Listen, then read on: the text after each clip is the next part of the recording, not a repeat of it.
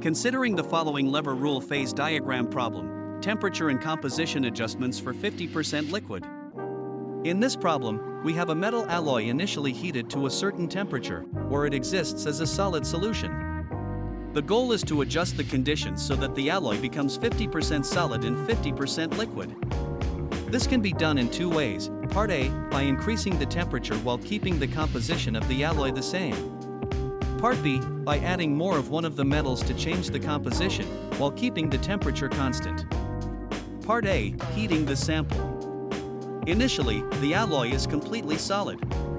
To achieve half solid and half liquid, the temperature must be raised. By looking at the phase diagram, we can find the temperature at which this change happens. Part B, adding metal to maintain temperature. Instead of heating the alloy, we can add more of one of the metals while keeping the temperature constant.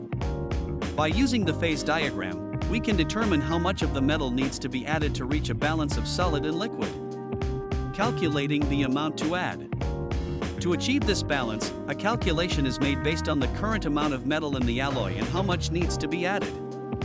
This ensures the composition reaches the point where the alloy is equally divided between solid and liquid at the given temperature.